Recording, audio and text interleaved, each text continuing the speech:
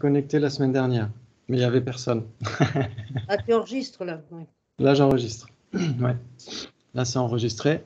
Et donc, oui, il faudrait que je fasse un calendrier plus explicite, ouais, pour les. Mais normalement, c'est tous les vendredis matins. Et à partir du mois de mai, ce sera certainement tous les 15 jours. Et après, il n'y aura plus rien au mois de juin, normalement, jusqu'à septembre.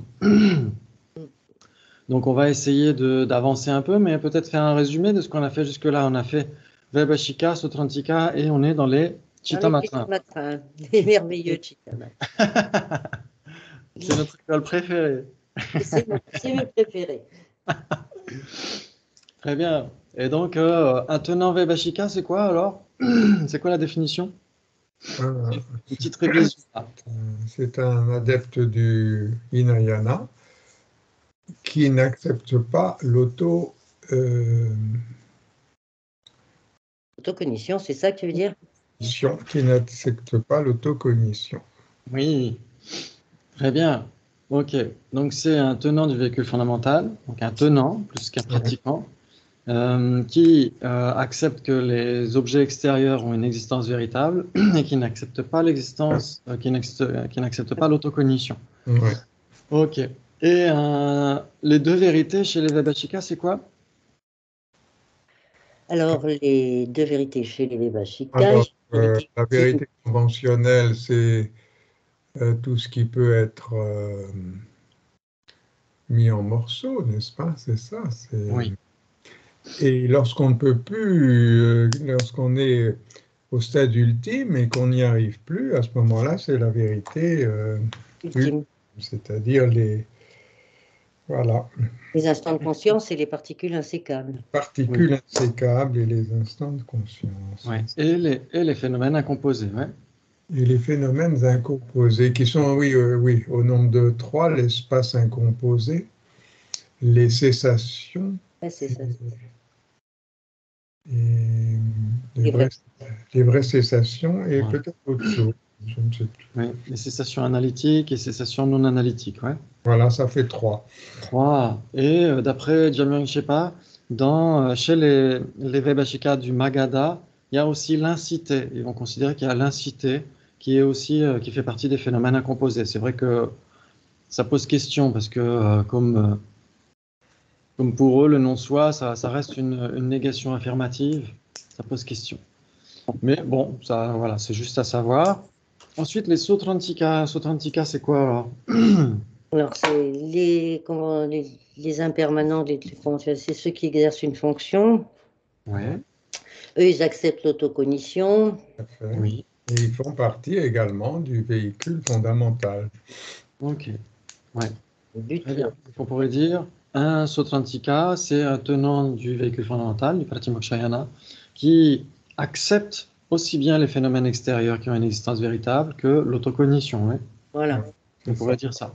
Ok. Donc ça, bien sûr, c'est les définitions qu'on retrouve chez la Majestumpa, parce que c'est le texte qu'on étudie à la FPMT.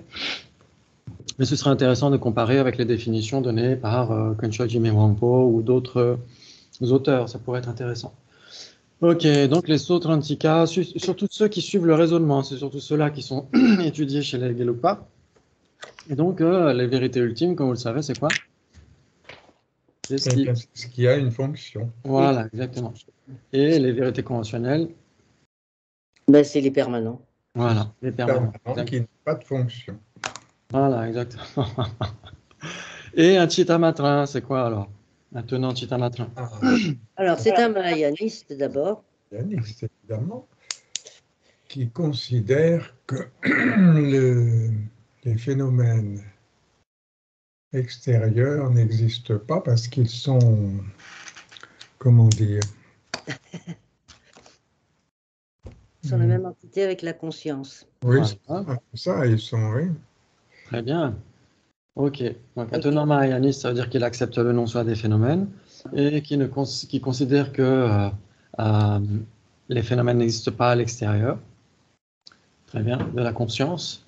Et qui accepte que l'autocognition a une existence véritable. Ouais. Oui, c'est ça. Voilà. L'autocognition, c'est... Bon, hein, oui. Et qu'il y a les 3 natures des phénomènes, quoi. Exactement. Ouais. Et voilà, l'autocognition, il parle de l'autocognition dans la définition de la Madhyamaka, mais il pourrait tout simplement dire l'esprit, etc., etc. En fait, chez eux, chez les Chittamatras, l'autocognition, c'est quand même l'ultime de l'ultime dans le groupe des consciences. Mm. Ok, parce que c'est ce qui permet de certifier telle autre conscience, etc., etc. Et les deux vérités chez les Chittamatras, alors? Ah, les deux vérités. Alors, la vérité ultime, c'est ce qui n'a pas de dualité. Enfin, c'est au-delà de la dualité. Oui.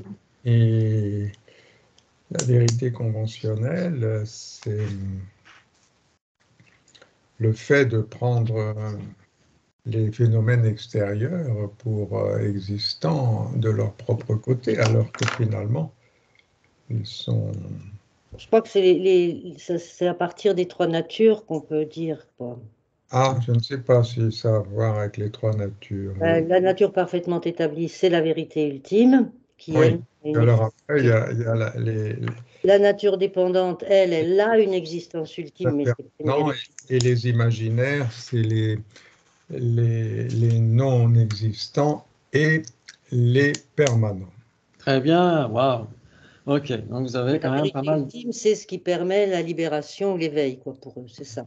Voilà, exactement. Si on regarde les définitions ou la description donnée par Geshe Dreyfus, c'est plutôt ça. Si on regarde la définition donnée par la Madhyamaka, il va y avoir en effet cette question de dualité. Oui, on va dire qu'une vérité conventionnelle, c'est un phénomène qui, lorsqu'il est directement réalisé par une perception directe valide, est réalisé en la présence d'apparences dualistes. Voilà. Ouais, il y a la présence d'apparence dualiste. Et une vérité ultime, selon la définition de la Madhyamaka, c'est un phénomène qui est réalisé directement par une perception directe valide en l'absence d'apparence dualiste. Ouais. Oui. Donc bien sûr que là, cette définition, elle pourrait poser question parce que l'autocognition nécessairement Voilà, euh, c'est tout le problème. appréhende les consciences de manière non dualiste. Mm. Mm. Et donc on pourrait dire, il s'ensuit à l'absurde, il Que s'ensuit. l'autocognition est une vérité ultime, voilà. Oui, que n'importe quelle conscience observée par une autocognition est nécessairement une vérité ultime. Ouais. Mm. Alors, Ah, alors ça pose question. Donc, en effet, c'est un problème qu'on pourrait adresser à la Madhyamaka. Et voilà. Et c'est vrai qu'on pourrait garder cette définition dans les écoles Madhyamika. On pourrait garder cette définition d'une vérité ultime et d'une vérité conventionnelle chez les Madhyamika, mais peut-être pas tous, parce qu'on pourrait accepter chez les Sautrantika, Swatantrika Madhyamika et chez les Prasangika. Parce que les Yogacaras, Swatantrika Madhyamika, acceptent l'autocognition. Et donc, si on garde cette même définition donnée par la Madhyamaka, bah, c'est le problème est le même. N'importe quelle conscience appréhendée par une autocognition serait une vérité ultime à ce titre-là. Mm. Mais ceux qui n'acceptent pas l'autocognition, comme les Sautrantika, Swatantrika et les Prasangika, pour eux, tout va bien. Ok. Et ce qu'avait décrit Geshe Dreyfus par rapport aux vérités ultimes et conventionnelles des Chittamatras, c'est une vérité ultime, en effet, un objet qui, lorsqu'il est observé, permet la libération et l'éveil. Mm. oui, c'est sotériologique, alors que dans le véhicule fondamental, ça ne l'est pas. Oui, c'est ça. Voilà, exactement. Mm. Donc là, dans ce cas-là, il y a plus problème de l'autocognition. Parce que bah, l'autocognition, elle fait l'expérience des autres consciences, et donc ça ne mène pas à la libération et à l'éveil. Donc de ce point de vue-là, ça joue. Mm. Ça met de côté l'argument qu'on a adressé à la Madhyamaka. Ok. Et ben c'est pas mal tout ça. Et en effet, il y avait les trois natures, avec nature parfaitement établie, nature dépendante et nature imputée. Ok. Je devais faire des diapos là-dessus, mais je me suis dit, bon, c'était pas nécessairement la peine d'insister là-dessus. En fait, c'était juste un petit débat que Geshe Dreyfus avait mentionné, un petit peu comme un jeu. Mais je veux pas trop insister lourdement par rapport à ça. C'est juste, il faut essayer d'y remettre le nez, essayer de comprendre ce qu'il dit, mais c'est pas, voilà, c'est pas très grave si on voit pas toutes les nuances qu'il est en train d'exposer. Ok. Très bien. Et il y a les consciences, les possesseurs d'objets, etc. Et donc, on était en train de voir la Yavignana, ouais. Voilà. Ok. Et donc, on va essayer de continuer là-dessus pour qu'on ait des chances d'arriver au Madhyamaka avant les vacances. Ok. Donc, je crois qu'on est page 133, quelque chose comme ça, si c'est Oui, pas la c'est plus. ça, oui, c'est Ouais, ça. ouais, ok. Et donc, il y a un étudiant qui dit cela ne meurt pas par rapport à cette conscience. Cette conscience, elle est toujours là, en fait, hein. Mm. Mais La ça meurt d'un certain point de vue. Lalaya Vijnana, Oui, ça. exactement. Et donc, en fait, en effet, ça change d'instant en instant, ouais, parce que c'est impermanent, c'est produit, etc., etc.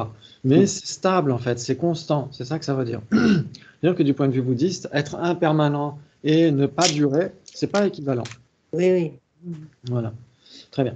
Donc, si cela meurt, ok, si cela meurt, mais cela ne change pas.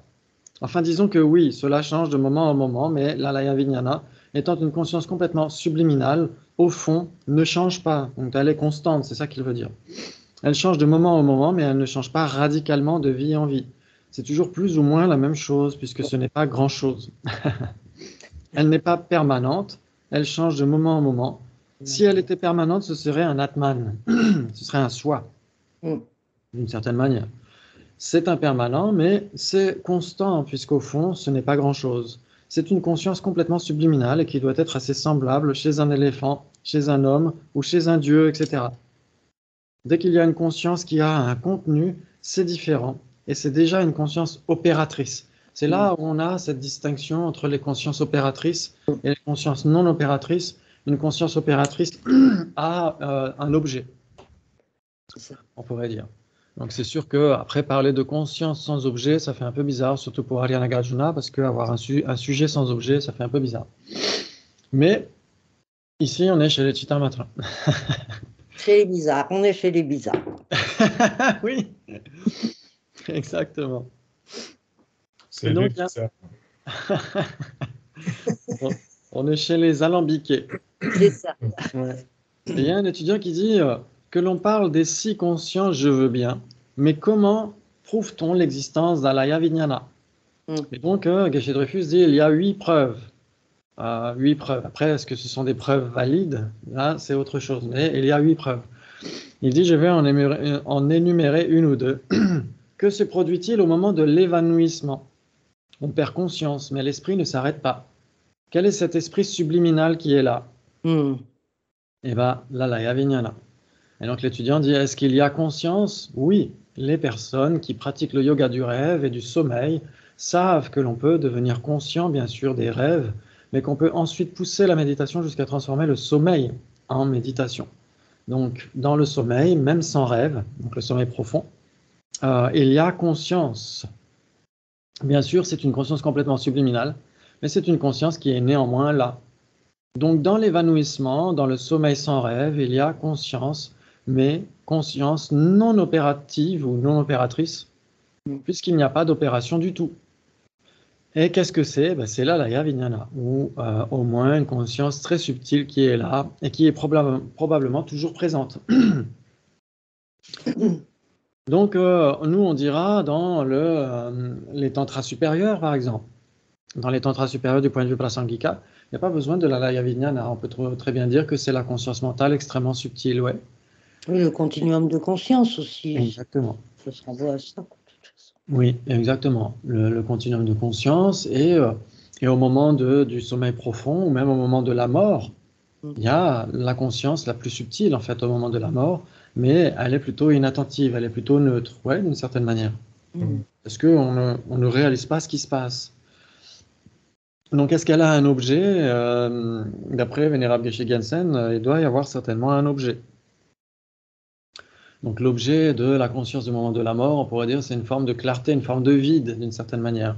Une forme d'absence de concepts extrêmement subtils, etc. Pourquoi pas? Ça pourrait être l'objet de cette conscience. Sauf que cette conscience n'a pas la capacité de générer une certitude par rapport à ça.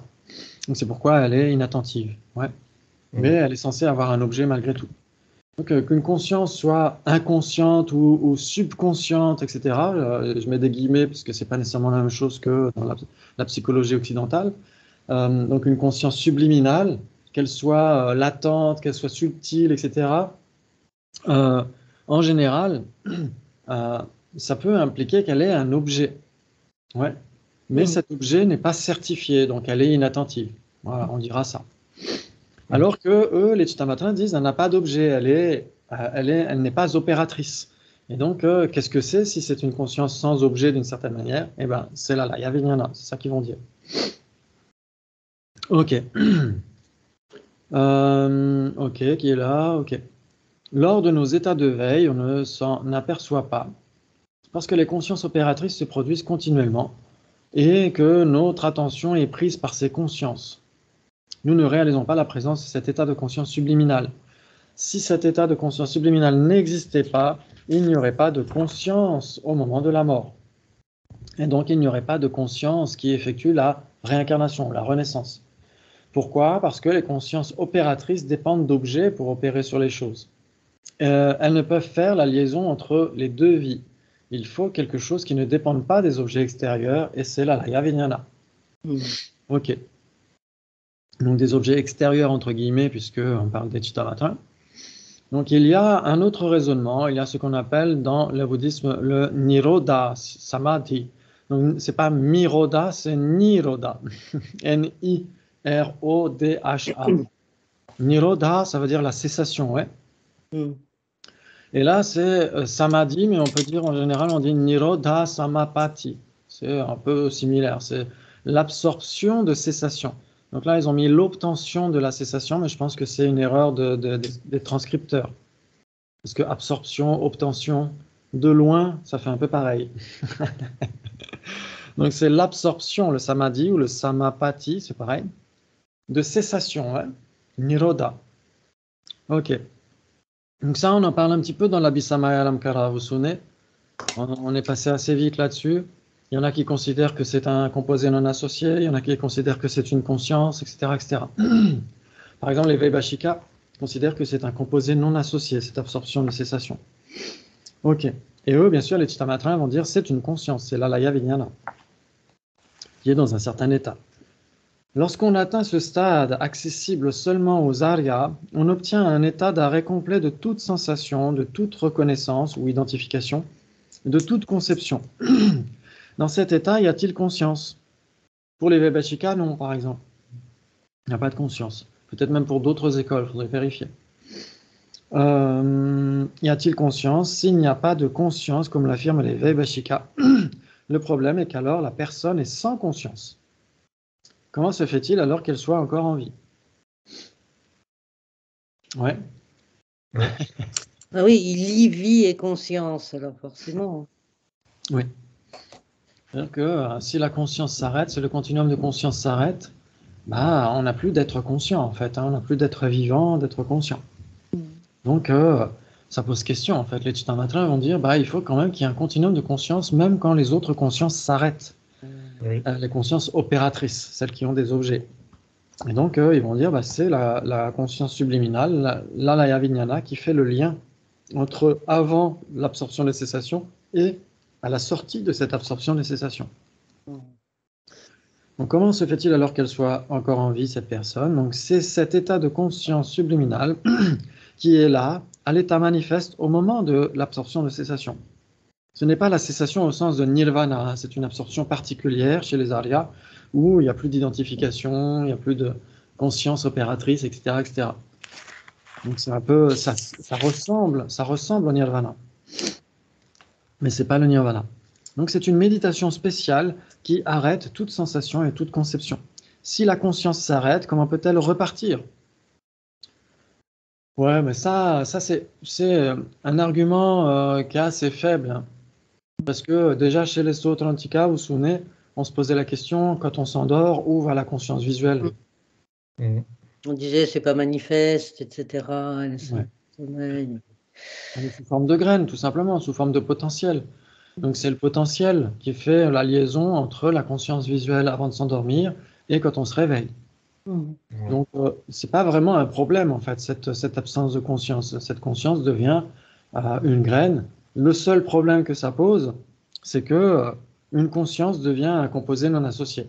Et un composé non associé devient une conscience. Et là, ça pose problème chez les Sautrantika. Ouais. Chez les Prasangika, ça pose moins de problèmes, puisque la définition d'une cause substantielle, c'est pas la même chose que chez les Sautrantika. Chez les Sautrantika, la définition d'une cause substantielle, c'est ce qui produit principalement son effet substantiel dans son continuum substantiel. C'est-à-dire que c'est la cause elle-même dont la substance va se transformer pour donner l'effet. Alors que pour les Prasangika, c'est ce qui produit principalement son effet substantiel. Il n'y a pas nécessairement besoin de dire dans son continuum substantiel. Ouais. C'est pour ça que les Prasangika peuvent dire que la grande compassion peut être la cause substantielle de bodhicitta.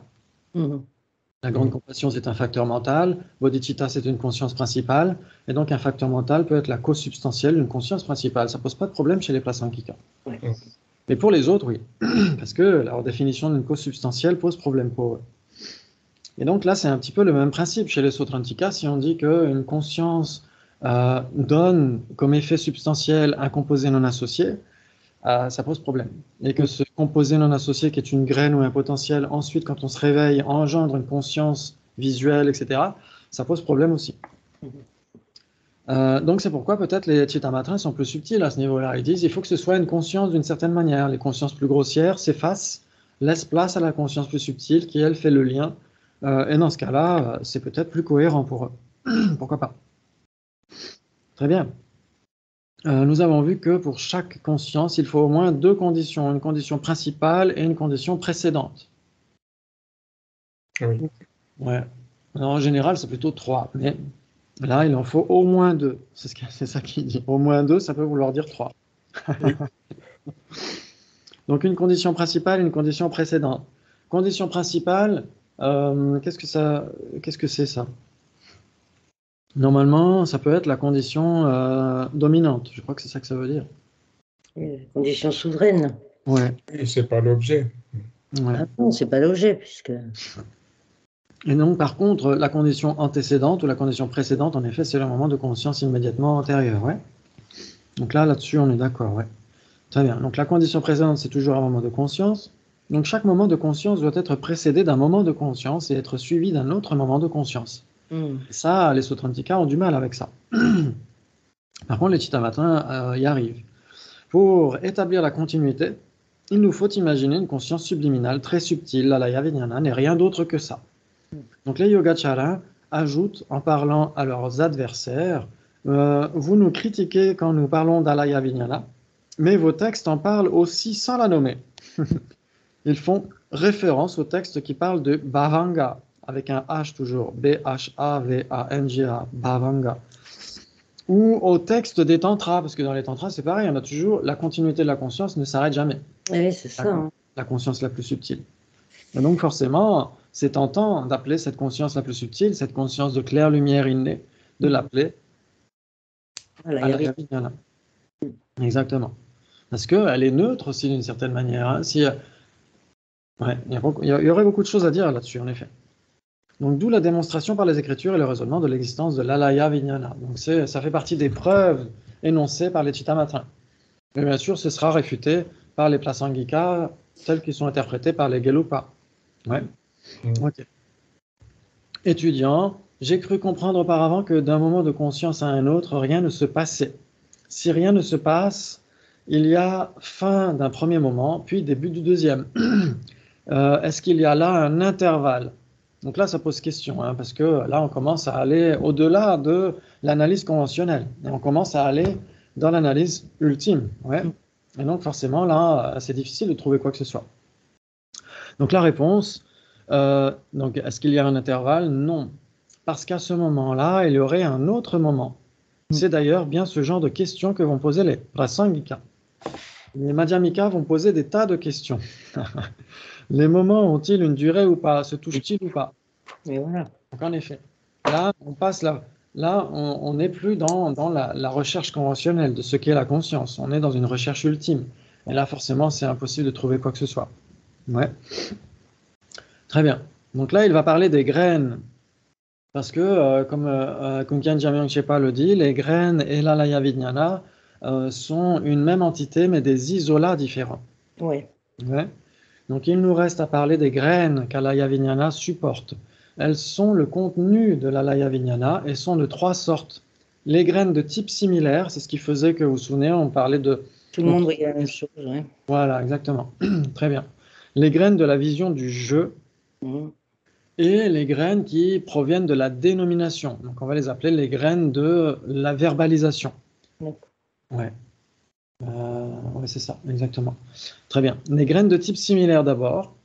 Lorsque nous voyons un verre, il y a une expérience du verre. Lorsque cette expérience s'arrête, elle dépose en l'alaya une empreinte qui ensuite peut être réveillée pour produire une expérience similaire. Donc ça, on l'a bien compris. Les graines de la vision du jeu, de la vue du jeu, du soi. C'est l'empreinte déposée par la conscience qui appréhende le jeu comme existant de façon substantielle et autonome, et également l'empreinte déposée par la conscience qui appréhende les phénomènes comme existant de façon séparée de la conscience. Donc c'est la graine de l'ignorance en fait. Hein. Donc de la vue d'un soi, le soi de la personne, et le soi des phénomènes. Ok. Ensuite, les graines de dénomination, on peut les appeler les graines de la verbalisation, ou de l'expression, oui, Nunjö qui s'appelle. Les graines de l'expression, on pourrait dire.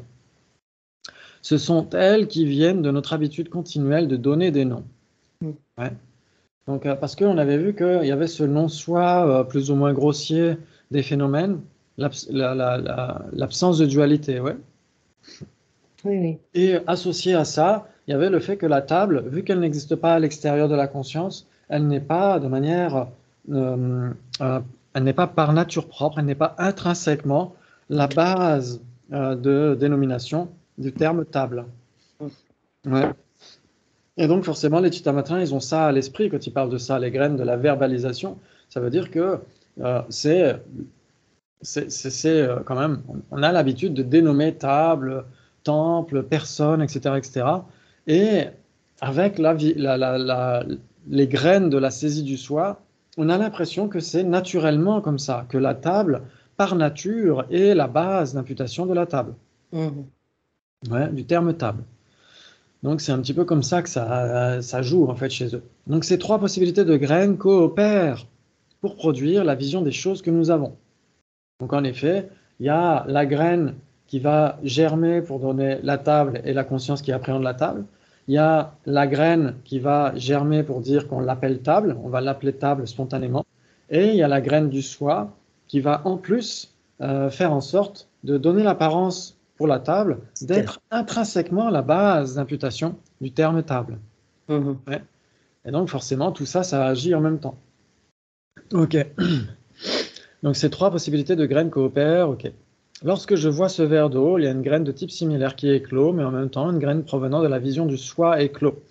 Graine qui me fait voir le verre comme existant de façon séparée. Et une graine de dénomination éclot, et me fait voir ce verre comme étant de façon intrinsèque la base de dénomination.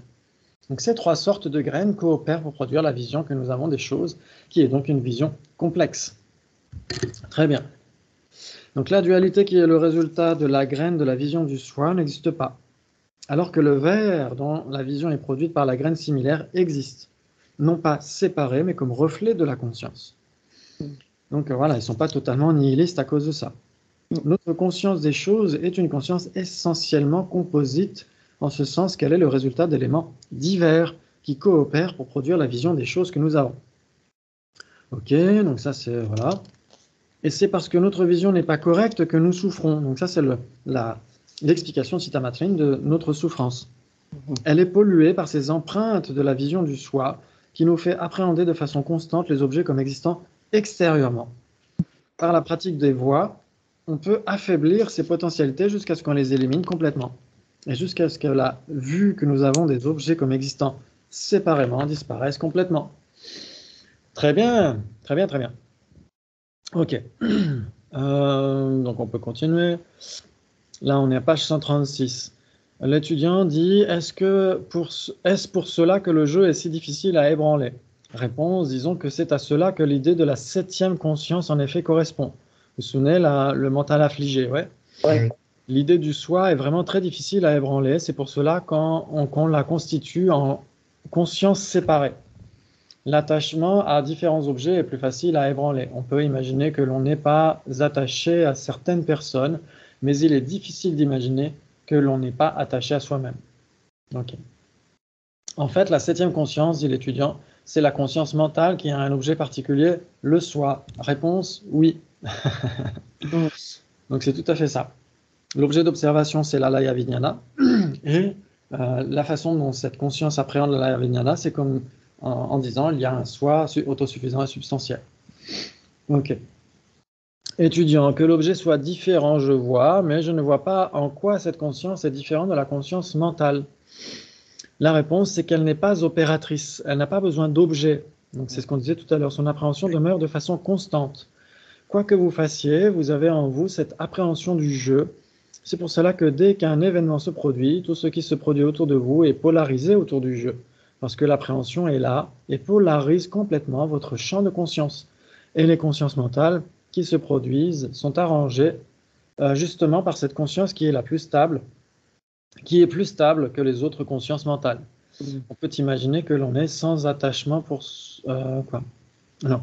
On peut imaginer que l'on est sans attachement envers ses parents, etc. Par contre, peut-on imaginer être sans attachement pour soi-même? C'est possible, mais c'est une expérience beaucoup plus difficile à imaginer, à réaliser. Cela montre que l'attachement à soi, la conscience du soi, est quelque chose de très profond en nous et qui demeure de façon constante, alors que les autres consciences mentales vont et viennent beaucoup plus facilement. C'est pour cette raison que l'on distingue la septième conscience mentale des autres consciences mentales. Voilà, elle est vraiment mise de côté pour expliquer à quel point elle est la source de nos problèmes, et donc on devrait s'en débarrasser pour obtenir le nirvana et l'éveil. Les objets extérieurs ne peuvent être perçus que s'il y a ces trois graines, demande l'étudiant. Oui, c'est-à-dire que la deuxième graine, peut-être même la troisième, ne sont pas forcément utiles, mais elles sont là. Donc la deuxième graine, c'était quoi? C'était la vue du soi, et la troisième, c'est la verbalisation. Donc elles n'ont pas besoin d'être là, il suffit simplement d'avoir une graine qui germe et on voit une table. Mais les autres graines sont là par la force de l'habitude, tout simplement. Elles ne remplissent pas forcément une fonction utile, mais elles sont là, de même que l'ignorance ne remplit pas forcément une fonction utile, mais qu'elle est là. En effet. Ouais. Très bien. On va essayer de continuer un petit peu. Ouais. En fait, ouais. Tu t'aperçois que les deux problèmes sont le problème de la vacuité qui est différemment interprété, et puis ce problème de continuum de conscience qui est différemment interprété. Enfin, ce sont leurs deux gros problèmes et leurs deux grosses façons d'appréhender les choses, quoi. Et moi, c'est vrai que ce qui me gêne profondément, c'est cette histoire de continuum de conscience. Ça, quelle que soit l'école qui l'interprète, je veux dire. Ouais. Ça me gêne profondément. Voilà. Donc ça, c'est intéressant, ce continuum de conscience, parce que c'est vraiment le postulat de base. C'est comment est-ce qu'on prouve qu'un existant existe? Voilà. C'est le continuum de conscience, et alors en plus, attribué. Hein, ça, c'est vraiment pour moi du domaine de la théologie, quoi. Pour le moment, hein, je dis, mais c'est vrai, ce qui me perturbe profondément, quoi. Ouais. Si on regarde la définition d'un existant, c'est quoi? Connu par une cognition valide. Exactement.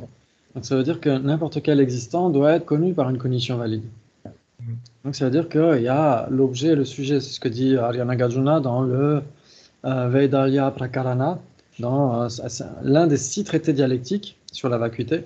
Et donc il réfute les tenants de l'école Nyaya chez les hindous, qui eux considèrent que le pramana, la cognition valide, existe de son propre côté de manière inhérente, et le prameya, l'objet de compréhension de cette cognition valide, existe de son propre côté aussi.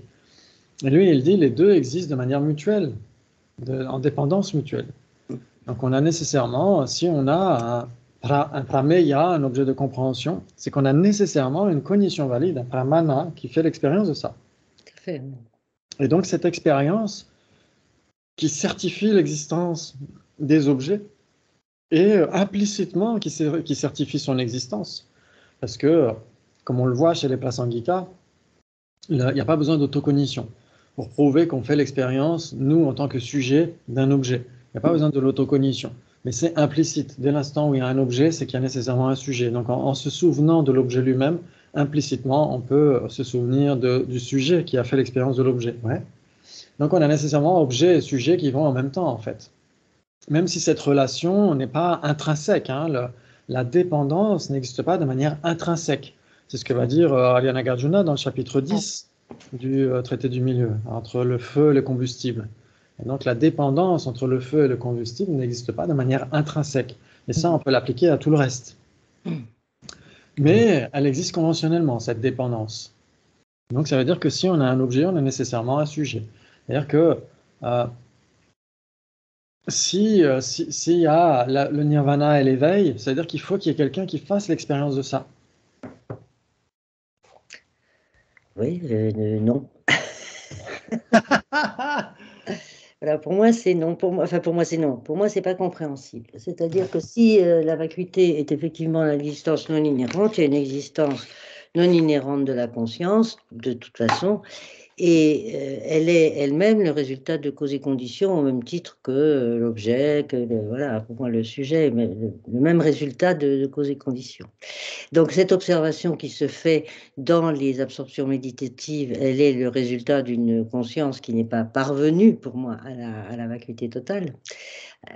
Voilà, parce que ce que moi j'en subodorais, et ce que je ne trouve pas, c'est que parvenu au seuil de l'éveil, il n'y a plus cette notion de sujet-objet.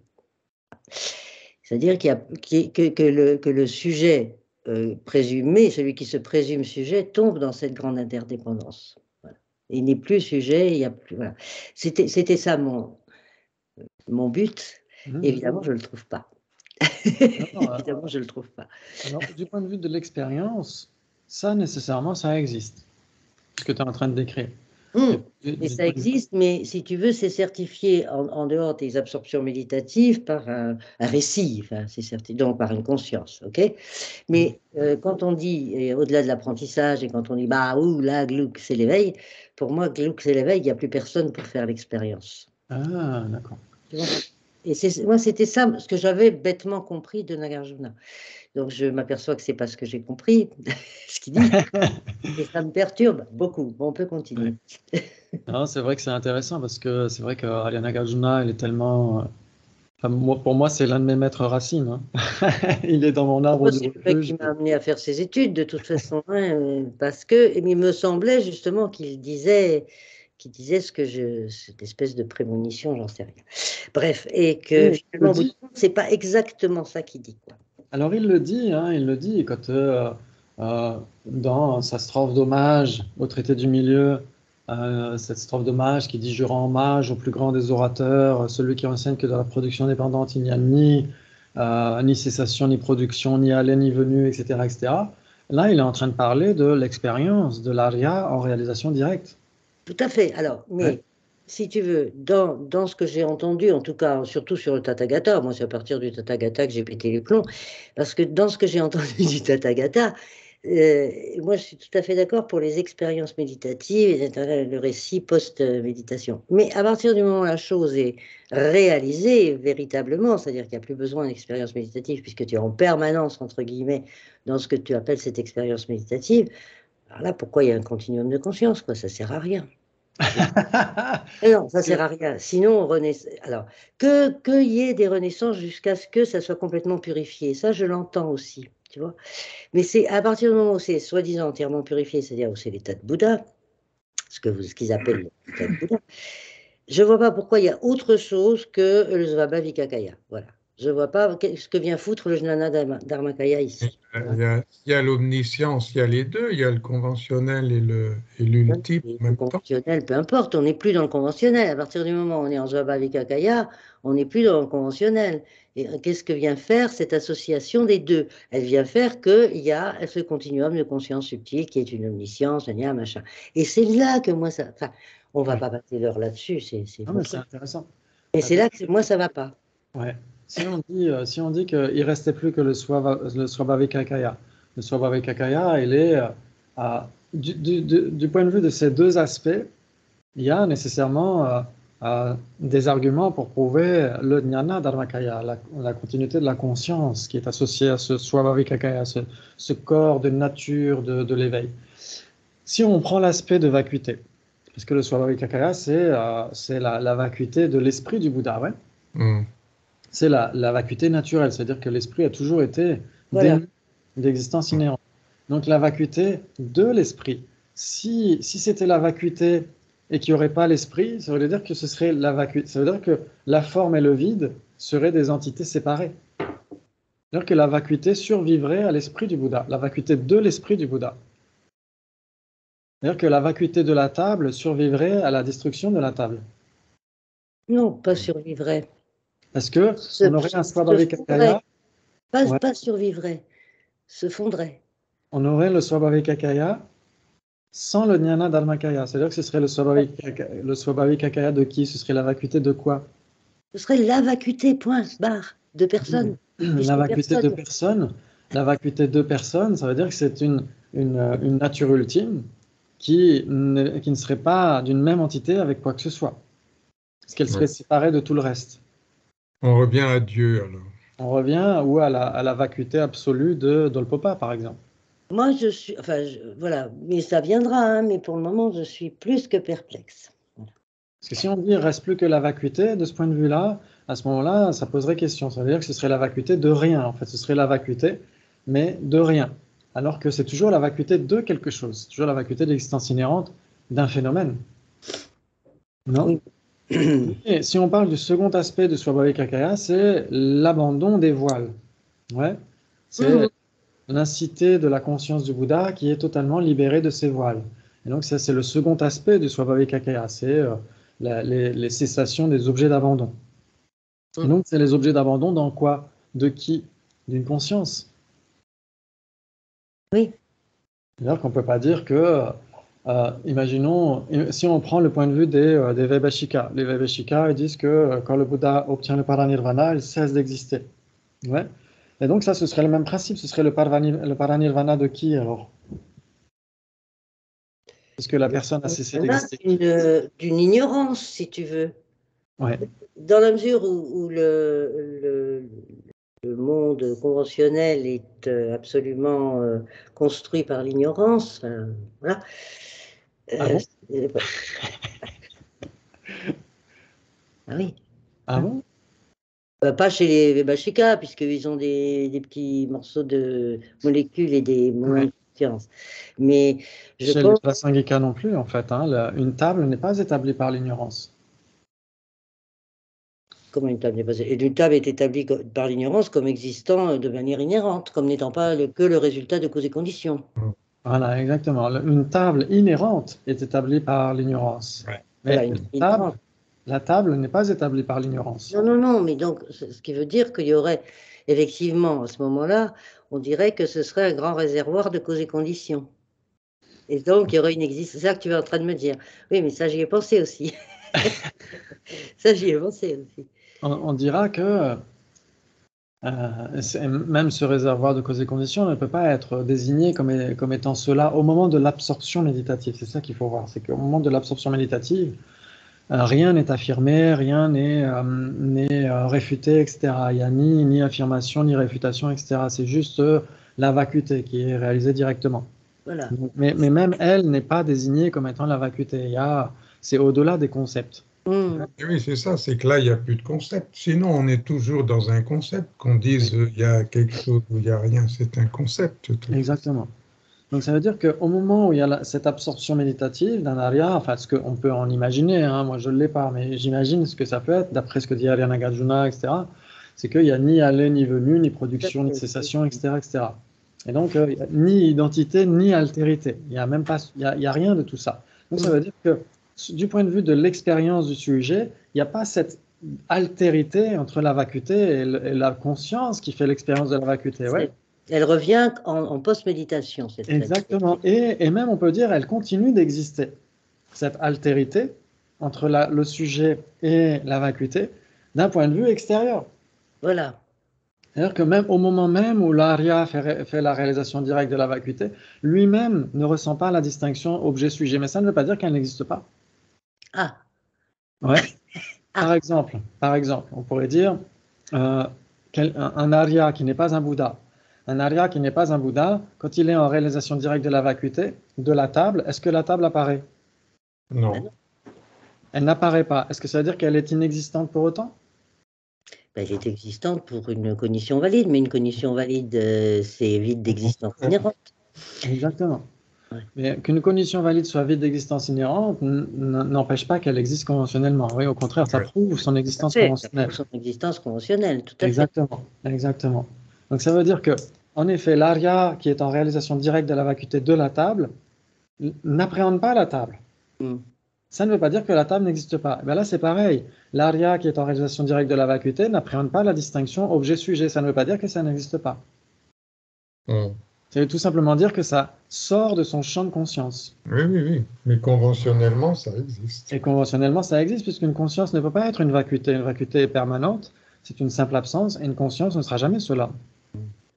Donc ce n'est pas parce que quand l'aria est en réalisation directe de la vacuité, il n'y a pas cette distinction sujet-objet, que ça reviendrait à dire que c'est une identité sujet-objet. C'est pas la même chose. C'est pas parce que l'aria qui est en réalisation directe de la vacuité ne peut pas distinguer le sujet et l'objet qu'il y a une unité entre le sujet et l'objet. Il n'y a ni identité ni altérité en fait dans la vacuité. Donc ne pas pouvoir cerner l'altérité ne revient pas à dire il y a une identité, puisque sinon ça veut dire que la conscience serait une vacuité. Et ça, c'est pas possible. Parce qu'une conscience qui serait une vacuité ne pourrait rien réaliser parce qu'elle serait permanente. Oui, mais la conscience qui réalise, c'est celle de post-méditation. Alors, une conscience qui réalise la vacuité, elle la réalise en temps réel, non? Elle la réalise en temps réel, mais non, enfin, elle est EST en temps réel. Mais la réalisation est en post-méditation. C'est ça qui me dérange, si tu veux. Cette histoire de réalisation, elle n'est qu'en post-méditation. L'autre chose, c'est l'être. Là, c'est le même problème. Ça veut dire que l'aria ne puisse pas dire je réalise la vacuité, ne revient pas à dire qu'il ne réalise pas la vacuité en temps réel. C'est-à-dire que ça sort de son champ de conscience, mais ça ne veut pas dire que la réalisation ne soit pas là. C'est la même chose que la table. La table, en réalisation directe de la vacuité, la table sort de son champ de conscience. L'altérité sort de son champ de conscience, et tout ça, ça ne veut pas dire que ça n'existe pas. La réalisation sort de son champ de conscience, mais ça ne veut pas dire qu'elle n'est pas là. Oui. Ça veut tout simplement dire que ce n'est pas appréhendé. Il n'y a même pas de réalisation. Il est simplement, il ne fait rien, parce que réaliser, c'est faire, mais il ne fait rien. On ne peut même pas dire il est, parce que être, c'est déjà affirmer quelque chose. On peut dire aussi que déjà, on met un concept. Oui. Oui, oui. Donc ça revient au même. La conscience existe, la vacuité dont elle fait l'expérience existe, mais on ne peut même pas l'affirmer en réalisation directe de la vacuité. Mais ça ne veut pas dire que ça n'existe pas. Même si on ne peut pas l'affirmer, ça ne revient pas à nier leur existence. Ouais. Oui, mais qu'est-ce que tu appelles existence à ce moment-là? Justement, c'est simplement le fait d'être connu par une cognition valide. Voilà. Ouais. Ça veut dire que même cette réalisation directe de la vacuité est au-delà de l'être et du non-être, est au-delà de l'être en soi et du non-être absolu. Et voilà. Ouais. Donc ça veut dire que c'est nécessairement un existant. Sinon, l'aria ne pourrait pas en faire, en avoir une obtention subséquente. Il ne pourrait pas dire bah, j'étais en réalisation sur la vacuité, etc. Personne ne pourrait le dire. Ouais. Parce peut dire tant qu'il lui reste des choses à purifier. Parce que tant qu'il reste des choses à purifier, il reste justement cette existence de la conscience. Enfin, cette existence de la conscience. Mais pour moi, la réalisation finale, c'était cette espèce de dilution de la conscience. Cette espèce de... Voilà. De la même façon que, par exemple, j'étais persuadée, je trouvais ça parfaitement cohérent qu'un être qui réalise l'éveil, enfin, qui arrive à l'éveil, se transforme en corps d'arc-en-ciel. Je trouvais ça absolument normal.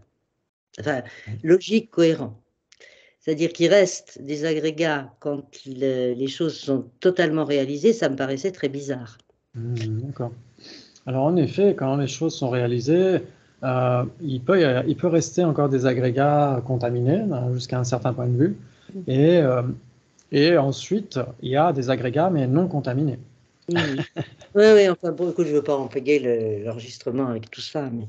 Non, mais c'est intéressant parce que là, on est en train de faire un petit peu le teaser de ce qu'on évoquera au moment du Madhyamaka. D'accord.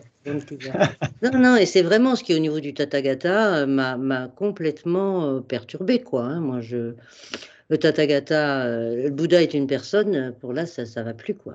Ouais. Pour moi, Et ça, c'est dans le chapitre 22 du traité du milieu d'Nagarjuna, ouais, quand il se pose la question, qu'est-ce que le Tathagata? Est-ce que le Tathagata est ses agrégats ou séparé de ses agrégats? Et donc, en effet, Nagarjuna affirme que le Tathagata a des agrégats, sauf qu'ils ne sont plus contaminés. Et comme c'est une personne au sens conventionnel, hein, quand on parle du Tathagata, euh, on ne parle pas du joyau, du Bouddha joyau, on parle juste du Bouddha, ouais. On parle juste d'un Bouddha. Un Bouddha, c'est pas la même chose que le Bouddha joyau, ouais. Le Bouddha joyau, dans l'Uttara Tantra Shastra, il y a l'aspect conventionnel et l'aspect ultime. L'aspect ultime, c'est le Dharmakaya, ouais.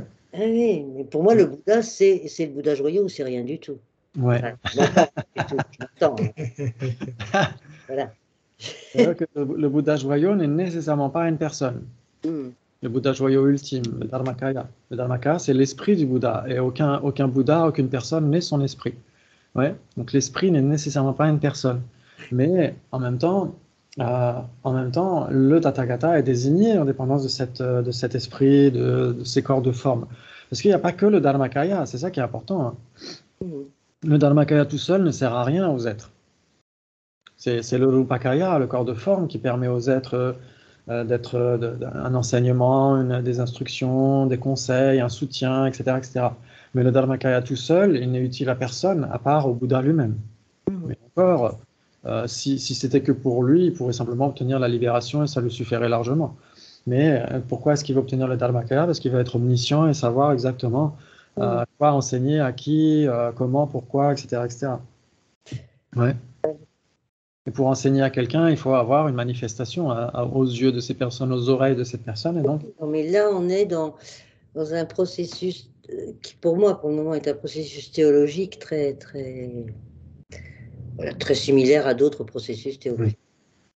Et dans ce cas-là, à ce moment-là, le seul moyen, peut-être, c'est ensuite de voir, moi je trouve l'explication du point de vue du Dzogchen très, très convaincante, parce que par exemple quand on lit Tulku Ogen Rinpoche, qui est magnifique, qui explique vraiment que le Dharmakaya en réalité c'est l'essence pure de Ripa, que le Sambhogakaya c'est la spontanéité, la présence spontanée, et que les Nirmanakaya sont les simples, la compassion omnipénétrante. Et moi ça me parle déjà, ça veut dire que déjà, dans la nature de l'esprit, il y a les trois kayas qui sont présents d'une manière qui est prête à être révélée, en fait. Parce que c'est dans la nature de l'esprit. L'esprit est vide, il est clarté lumineuse, et il a cette capacité de connaître ses objets, d'avoir la compassion omnipénétrante, etc. C'est déjà dans sa nature. Et donc l'aspect vide et clair, c'est le Jnana Dharmakaya et le Swabhavikakaya ensemble. Et la présence spontanée aussi permet le Sambhogakaya aussi. Et les différentes, comment dire, la compassion omnipénétrante, ça permet les Nirmanakaya, les différentes manifestations au regard de tous les êtres, etc. Et moi, je trouve que c'est très cohérent de ce point de vue-là. Mais il faut, enfin, peut-être avoir une certaine familiarisation avec ce qu'entend le Dzogchen par rapport à ces trois aspects de Rigpa, qui sont indivisibles, bien sûr. Ben oui. Qui sont divisibles du point de vue de la conception seulement. Mais c'est intéressant de voir comment ces trois corps d'un Bouddha, c'est vrai que c'est ce que dit Robina Courtin aussi, la vénérable Robina, quand elle a eu des premiers enseignements sur ces trois corps de l'éveil, au début elle s'est dit, mais c'est quoi? Mais c'est Star Wars. Non, pas Star Wars, mais c'est une telle représentation mentale posée sur quelque chose qui, pour moi, est indicible et hors expérience, quoi, hein, possible. Puisque l'expérience elle-même, c'est quand il n'y a plus de conscience pour en faire l'expérience, pour moi. Donc il n'y a pas d'expérience, il n'y a pas de conscience qui fait l'expérience. L'expérience dans les moments d'absorption méditative, mais parce que rien n'est purifié jusqu'au bout. Ouais. C'est comme ça que je le vois. Bon, je ne vais pas réécrire le bouddhisme. Je dis simplement que je me heurte à un truc là qui n'était pas du tout ce que j'imaginais. Mais bon, je suis d'accord pour continuer à travailler. Je crois qu'un peu inconsciemment, on est pollué par la pensée médiévale et de la fin de l'Antiquité qui dit que l'âme se met dans le corps et c'est le bien qui va dans le mal, enfin dans la chose mauvaise qu'il faut éliminer. C'est comme s'il y avait une dissociation totale entre les choses. Mais c'est bizarre, ça. Oui. C'est-à-dire on s'incarne dans le mal. Les Cathares, ils pensaient ça, ça a été leur grand truc. Oui. Ouais. Donc c'est intéressant de voir ça. Bien sûr, on aura plus de développement quand on arrivera au Madhyamaka, hein. C'est sûr que là ce sera certainement peut-être plus clair, j'espère. Mais c'est vrai que c'est intéressant de voir comment. Alors c'est important bien sûr de comparer, de faire une étude comparée. Quand on étudie Adriana Nagarjuna, l'idéal c'est d'étudier ces traités dialectiques dans leur ensemble. Et plus d'autres, hein. Il y a d'autres traités qui ne font pas partie des traités dialectiques, mais qui expliquent quand même certaines choses. Par exemple, dans le Bodhicitta Vivarana. Dans le Bodhicitta Vivarana, Adriana Nagarjuna donne cette familiarisation avec le fait que la vérité ultime, la réalisation même de la réalité ultime, ne tranche pas les conventions. Ouais. C'est ce qu'il dit à la strophe 67, hein, Denyi Jishin Shevena. Kunzongun Chenita. Il dit que la convention n'est pas interrompue lorsque la vacuité, l'incité est expliquée. Ouais. Et donc il dit même, ensuite il dit, la nature même de la convention, c'est l'incité elle-même. Elles ne sont pas vues comme étant distinctes. Donc distinctes du point de vue de leur entité, bien sûr, parce qu'elles sont distinctes en termes d'isolat. Ouais. Et ensuite, il dit pourquoi? Parce que la convention elle-même est la vacuité est la convention, exactement comme produit et impermanent. Oui. Produit et impermanent, l'un n'existe pas sans l'autre. Mais oui, c'est comme le soleil et l'ombre, ça c'est pareil. Oui. Il n'y a pas le bien, le mal comme ça, complètement, qui s'opposent complètement. Ouais.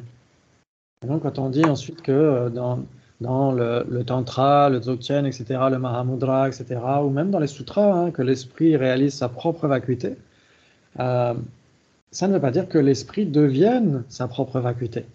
Parce que s'il devenait une vacuité, il cesserait d'exister en tant qu'esprit, et donc il deviendrait permanent. Mais quelque chose d'impermanent ne peut pas devenir permanent, et quelque chose de permanent ne peut pas devenir impermanent.